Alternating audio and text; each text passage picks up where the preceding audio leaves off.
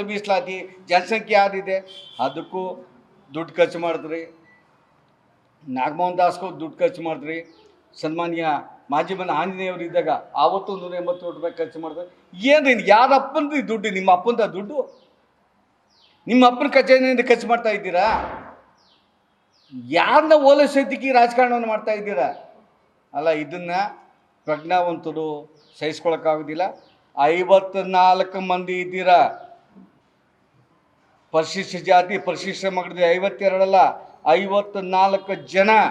2022ರಿಂದ ಈ ರಾಜ್ಯದಲ್ಲಿ 17% ಪ್ಲಸ್ 7% 24% ಎಸ್ಸಿಗಳಿಗೆ ಮೀಸಲು ಜಾರಿಯಲ್ಲಿದೆ. ಅನೇಕರು ಮೆಡಿಕಲ್ ಸೀಟ್ಗಳನ್ನು ಪಡ್ಕೊಂಡ್ರು. ಶಿಕ್ಷಣದಲ್ಲಿ ಕ್ರಾಂತಿಕಾರಿ ಬದಲಾವಣೆ ಆಯಿತು. ಮೆಡಿಕಲ್ ಸೀಟ್ಗಳು ಬಂತು, ಇಂಜಿನಿಯರ್ ಸೀಟ್ಗಳು ಬಂತು, ಡಿಪ್ಲೊಮಾ ಸೀಟ್ಗಳು ಬಂತು, IITಗಳು ಸಿಕ್ತು. ಏನು ಎಲ್ಲ ಉದ್ಯೋಗಗಳ ಎಲ್ಲ ಶಿಕ್ಷಣದಲ್ಲಿ ಕ್ರಾಂತಿನೇ ಆಗಿದೆ ಈ ಸಮಾಜಕ್ಕೆ. ಅದು 54 ಜನ ಮಾತಾಡೋದಿಲ್ಲ, ಮಂತ್ರಿಗಳು ಮಾತಾಡೋದಿಲ್ಲ ಕ್ಯಾಬಿನೆಟಲ್ಲಿ. ಯಾತಕ್ಕೆ ಅಂತ ತಾವು ಅಧಿಕಾರದಲ್ಲಿದೆ, ಯಾತಕ್ಕೆ ಅಂತ ಮಂತ್ರಿ ಸ್ಥಾನಗಳಿದೆ. ನಾನು ಹೇಳ್ತೇನೆ, ತಮ್ಮ ಮುಖಾಂತರ ತಮಗೆ ಬದ್ಧತೆ ಇದ್ದರೆ, ಸಾಮಾಜಿಕ ಕಳಕಳಿ ಇದ್ದರೆ ದಲಿತ ಮಂತ್ರಿ ಈ ತಕ್ಷಣ ರಾಜೀನಾಮೆ ಕೊಡಬೇಕು. 54 ಮಂದಿ ಶಾಸಕರು ಪರಿಶಿಷ್ಟ ಜಾತಿ ಪರಿಶಿಷ್ಟ ಪಂಗಡದವರು, ನಿಮಗೆ ಮಾನವೀಯತೆ ಇದ್ದರೆ, ಮೀಸಲು ಕ್ಷೇತ್ರದಿಂದ ಗೆದ್ದಿದ್ದರೆ, ಮೀಸಲು ಸಮುದಾಯದ ರಕ್ಷಣೆಯ ಪಾಲಕರಾಗಿದ್ದರೆ, ನಾಳೆ ಮುಂದೆ ನಡೆಯುವಂಥ ಯಾವುದೇ ವಿಧಾನಸಭಾ ಕಲಾಪಗಳಲ್ಲಿ ಭಾಗವಹಿಸಬಾರ್ದು.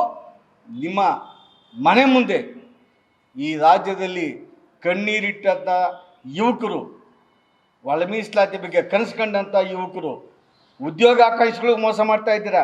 ಯಾರಿಗದು ಇಷ್ಟೇ ಹೋಗೋದಿಲ್ಲ ಅಂತೀರಾ ನೀವು? ಒಂದು ಕಡೆ ಗವರ್ನರ್ಗೆ ಹೋಗಿ ಬಿಲ್ ಪಾಸ್ ಮಾಡ್ತೀರಾ, ಒಂದು ಕಡೆ ಒಳ ಮೀಸಲಾತಿ ಅಂತ ಹೇಳ್ತೀರಾ, ಒಂದು ಕಡೆ ರಿವರ್ಸ್ ಅಡ್ವಾನ್ಸ್ 15% ಹೋಗ್ತೀನಿ ಅಂತ ಹೇಳ್ತೀರಾ. ಯಾರಿಗೆ ಕಣ್ಣೋರಿಸ್ತಾ ಇದ್ದೀರಾ ಮುಖ್ಯಮಂತ್ರಿಗಳೇ?